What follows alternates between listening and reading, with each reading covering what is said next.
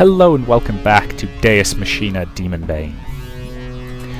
And that concludes my report. Well, Grandmaster, shall we not call the experiment a success? This is a temple come throne room. The gloom is held at bay by the light of torches. In those ever-burning holy flames, one can sometimes catch a glimpse of otherworldly shadows. Are they really just an illusion? How can we get that line of introductory, that line of, text every time we visit this place? Oh well. Standing before the throne, Vespanius reports the results of Innsmouth to Master Therion. Caressing Etheldra's cheek, Master Therion nods with satisfaction, and he casually holds out his hand.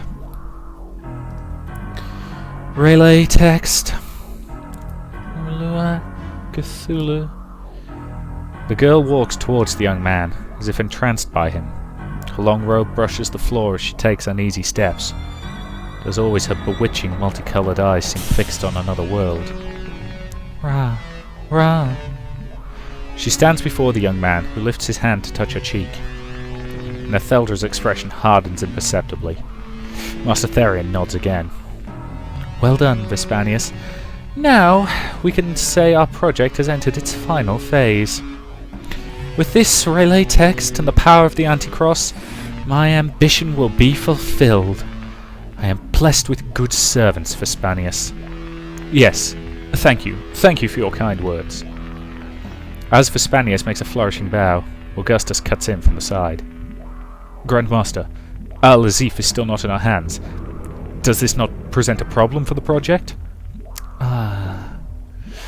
Master Therion nods, as though the thought had not crossed his mind. He stops stroking Etheldra and begins to play with his hair. Staring at some split ends, Master Therion speaks lazily. Yes, of course. Grandmaster, I think that we can let them swim a little while longer. But the position of the stars? No need to hurry. The young man smiles calmly at Augustus and Vespanius, who do not conceal their doubt. I have seen the power of the relay text. The hand that was rubbing on her head suddenly moves down to her breasts, and she plays with the slight mounds on her chest from over her clothes. Her abilities are greater than I imagined, and with her, the project can proceed without relying on Al-Azif. But Grandmaster, the rest? His golden eyes pierce the two Anticross, freezing them with fear. The power of you, the Anticross will decide. Silence falls upon the throne room, and now Master Therion closes his eyes and speaks calmly. You worry over much. The priestesses in the central unit are still in our hands. And a sudden explosion shakes the temple, throwing it to an uproar. What? What's happening? Augustus raises his voice. A disciple rushes into the throne room to report. I have a report. The barrier field of the lowest dungeon has been breached, and the prisoner, the tyrant, has escaped. What? Master. Shock runs through everyone but Master Therion, who merely smiles with perfect tranquility. Oh, so the tyrant has moved. I know the world. I know fate. I know despair. I know that the world is trapped in the court of the infinite snake. I know that fate is but a twisted, warped ring. I know that despair exists for the future that can never be reached, and for the people who know it not. Endless eons. Unknowable eons. Strange eons. In this inescapable prison, where even the beast who controls the wheel is himself trapped. Why is it that I am moved? Why? Why? Of course. It is because he is here. And he too is but an eternal prisoner. He too is but an eternal slave. He too is but an eternal fool. Yet still he fights without doubt over the countless eons. Is it because he does not know the world? Is it because he does not know fate? Is it because he does not know despair? Perhaps. But is that really all? Even so, then why does he yet exist? This infinite purgatory has lost the will to smite evil. It lost it without even knowing. The power of the sage who defeated the children of the gate and the key they cannot reach. The blind sage who bears the knowledge of Selenio has been sealed somewhere. The society that stands up to the evil gods on behalf of humanity has not even been formed yet. So why is it that he alone keeps fighting? How can he keep fighting? I do not know. He is the only one I do not know. In this eternal darkness, he alone shines like a raging bolt of lightning. Surely, he is the chain that keeps me affixed to this reality. Therefore... These emotions that have multiplied over countless eternities, these feelings that have built up over unending eons. Now, how I want to release them all. If only greater despair awaits me. Master of the Necronomicon. Mage King of White. God-slaying Blade. Diaju Kuru. I want to meet you.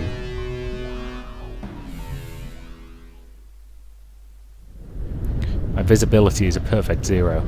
Everywhere I look is white, white, white. White covers everything. It's a white darkness. The roar of the wind hurts my ears. Shit, where is it? Kuru, behind us! Burning eyes shine through the white darkness. I reflexively try to evade, but my feet are frozen to the ground. Shit, not good. Impact. The ice holding Demonbane's feet shatters as we go flying through the air, and we land awkwardly on our back. A nearby frozen building explodes like glass. The blizzard ends. Damn you! Looking down upon the fallen Demonbane is a vast shadow, though I wonder if that's the right word to describe it.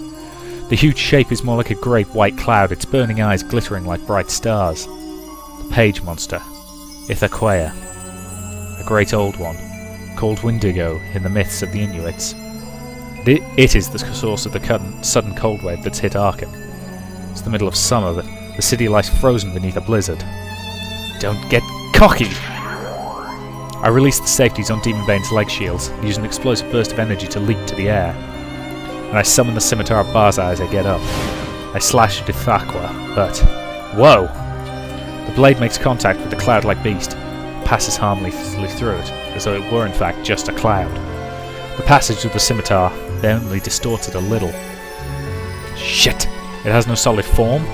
A sudden gust of wind rips through the street, and it tosses the frozen trees and abandoned cars like leaves. The chilling gale freezes Demonbane's armour in an instant. Our vision is blocked by the snow, and when the wind dies down and our visibility returns, Ithaqua is nowhere to be seen. His flaming eyes are looking down at us from far, far above. What a tricky bastard! It's the god that bears the name Windwalker. Catching it will be somewhat difficult. If it goes that high up, our options are limited. Damn it!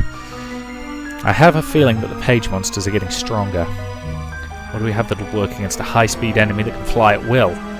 I can throw the Scimitar of Barzai, but we'll probably dodge that too. Kuru! Ow! Chiaki's communication pops into vision. What? We're in the middle of battle!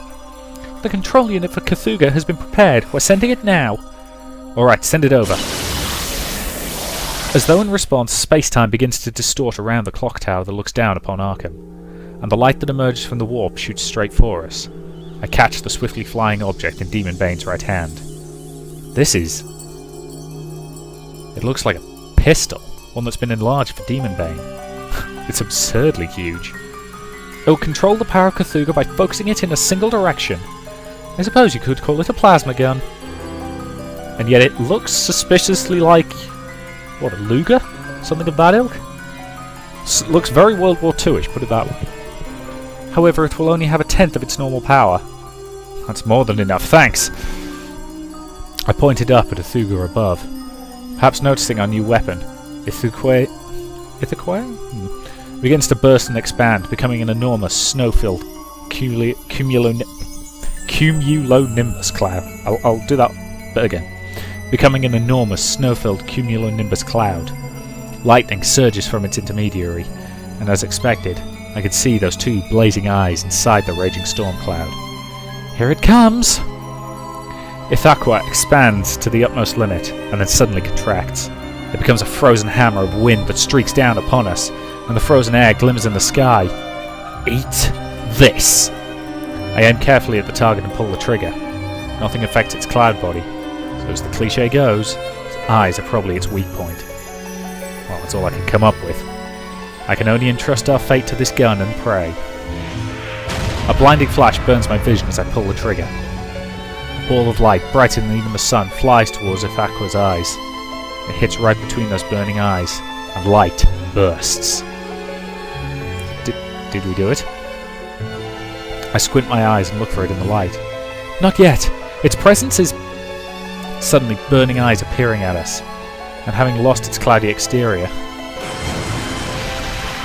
Ithaqua knocks Demonbane to the ground. Ithaqua is on top of us, in the form of a dragon whose body and wings are made of ice. That was a fake? The ice dragon sinks its fangs into Demonbane's neck. Sparks and silver blood erupt from the wound. Ah! Son of a bitch! I try to throw the monster off, but it's not relinquishing the mount position. The more I struggle, the deeper Demonbane sinks into the shattered ground. Damn it! Don't get full of yourself! I take the gun we just fired and thrust it into the dragon's belly. And this time there's no way that I can miss. Eat the... The power inside the plasma gun is surpassing prescribed limits. It's going out of control. What? Why? Mr. Tiju! Stop! Please, stop! Huh? Wait!